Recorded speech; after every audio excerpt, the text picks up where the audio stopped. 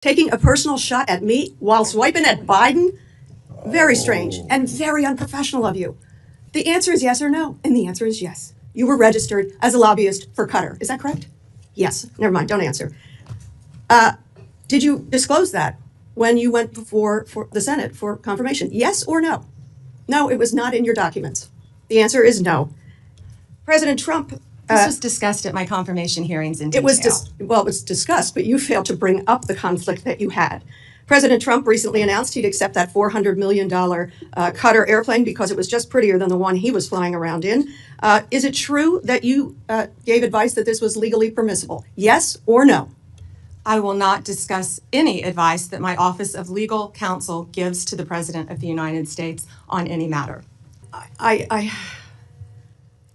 I just wonder, sincerely wonder, do you hear how hollow your last words sound in light of the pardon of all of the January 6th people, day one of this administration? I believe you're sincere. You want to protect law enforcement, but your principal, the president, pardoned every single one on January 6th. It rings hollow when you say these words, that if you spit on a police officer, we're going to go after you. Talk to my friends who are Capitol Police officers who were here, 5 of whom are no longer here. They are dead. And this administration, and I guess I want to ask you, did you have any advice for the president when he came forward with the blanket pardon on January 20th? What advice did you offer the president? I am never going to talk about conversations, advice Were you asked in any for- way. were you asked I'm for never advice? going to talk about discussions I've had Because or have you'll- not had. you'll But I remember- can answer with the President of the United Yes or no? States. Did you give him any advice? Yes or no? I am not going to discuss any conversations That's a that no. I have had with it. And You just put your words in own my word- mouth. I am but- not going to No, discuss. I'm going to reveal your own words. I am Just a not moment. going to Please stop. discuss Please stop. This is conversations my that I've time. had with the President of the United States. Attorney You asked General, me a question. I would like to reclaim and the you last asked 20 me to seconds. answer. I have asked to reclaim my time. Please put 20 seconds back on the clock. You have an extra 30. If the general, She answered and then answered it again and answered it again with a non-answer. I ask for your consideration if the of general putting time lady on. will let the witness answer the question, we will. She proceed. answered it by saying no. Okay. The 3 hallmarks of this administration are incompetence, corruption, and cruelty. I'm going to focus today on corruption. And in my mind, there are 2 types of corruption: personal, and then the other I'm going to call public, governmental. Attorney General, have you ever been registered as an agent of a foreign principal under the Foreign Agents Registration Act? I assume you're talking about when I represented the country of Qatar for a very short time. The answer Hold is on. yes. No, Hold excuse on. me. No. No. For anti-human trafficking Just- for the World Cup. Anti-human trafficking or for the no? World Cup. Attorney you can't General- put words in my mouth. No. You want to talk about incompetence? You're the one that Excuse- said Joe Biden on PBS was competent. You had to retract those words. Mr. So don't Chairman- talk to me. Don't insult me publicly. This is so discourteous. This is so outside the committee's guidelines. Taking a personal shot at me while swiping at Biden? Very strange and very unprofessional of you. The answer is yes or no, and the answer is yes. You were registered as a lobbyist for Qatar. Is that correct? Yes. Never mind. Don't answer. Did you disclose that when you went before for the Senate for confirmation? Yes or no? No, it was not in your documents. The answer is no. President Trump. This was discussed at my confirmation hearings in detail. It was discussed, but you failed to bring up the conflict that you had. President Trump recently announced he'd accept that $400 million Qatar airplane because it was just prettier than the one he was flying around in. Is it true that you gave advice that this was legally permissible? Yes or no? I will not discuss any advice that my Office of Legal Counsel gives to the President of the United States on any matter.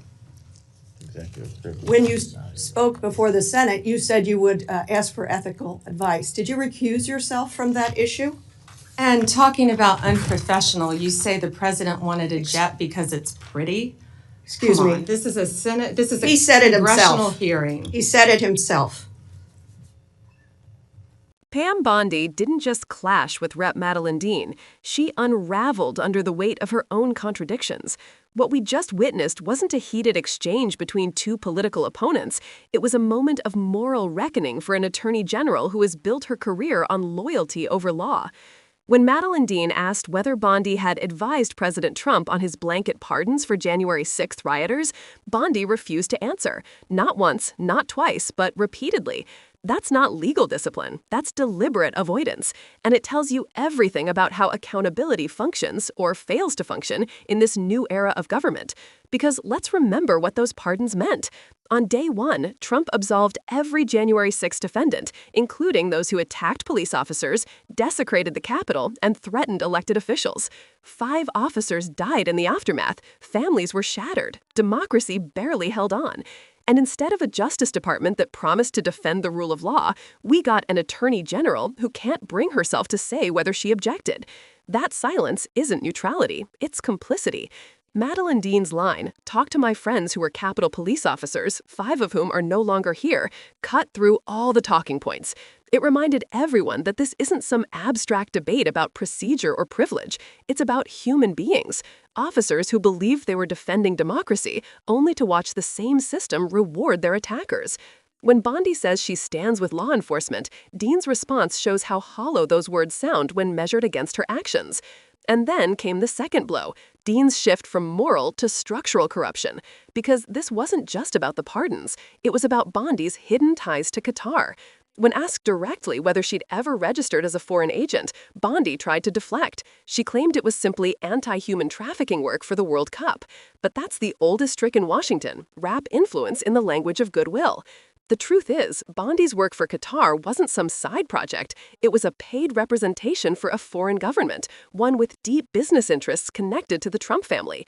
And here's the kicker, she never properly disclosed that connection during her confirmation process. That's not a paperwork error, that's a conflict of interest. When you've worked for a government that's gifting luxury aircraft to your boss, and then you refuse to recuse yourself from related ethics issues, you've crossed a line that no public servant should ever approach. Dean called it what it was, corruption, not in the cartoonish sense of bribes or envelopes under the table, but in the slow erosion of ethical boundaries, when government becomes a revolving door of personal enrichment and political protection. Bondi's refusal to answer wasn't about confidentiality, it was about control. Every "I will not discuss" was a brick in the wall between the public and the truth. And that's why this hearing matters far beyond the headlines. It's not just about Pam Bondi or even Donald Trump. It's about what happens when power starts believing it's untouchable. When the Justice Department becomes a shield for those in power rather than a sword for the law, democracy itself begins to bend. Madeleine Dean didn't just challenge Bondi, she exposed the deeper sickness in American politics, the normalization of ethical blindness. And the more Bondi deflected, the clearer that sickness became. At its core, this moment was about something simple, the difference between service and self-preservation. Dean represents what public service should look like, uncomfortable truth-telling in the face of arrogance. Bondi represents what it becomes when loyalty replaces law and personal ambition replaces public duty. This is exactly why hearings like this matter, because they're one of the last places where the truth still has a chance to break through the fog. When you see an elected representative demand accountability, that's democracy trying to fight its way back from the edge. If we ever hope to restore trust in our institutions, this is where it starts, by confronting the hypocrisy head-on, by refusing to let silence stand for ethics, and by making sure that the people who wield power remember who they work for. So if you believe the Attorney General should serve the public, not the president, not foreign clients, and not her own career, then stay with us here at The Liberal Lens, because we're not just covering politics, we're uncovering the truth behind it. Subscribe, share, and be part of a community that refuses to look away, because democracy depends on people who still care enough to pay attention.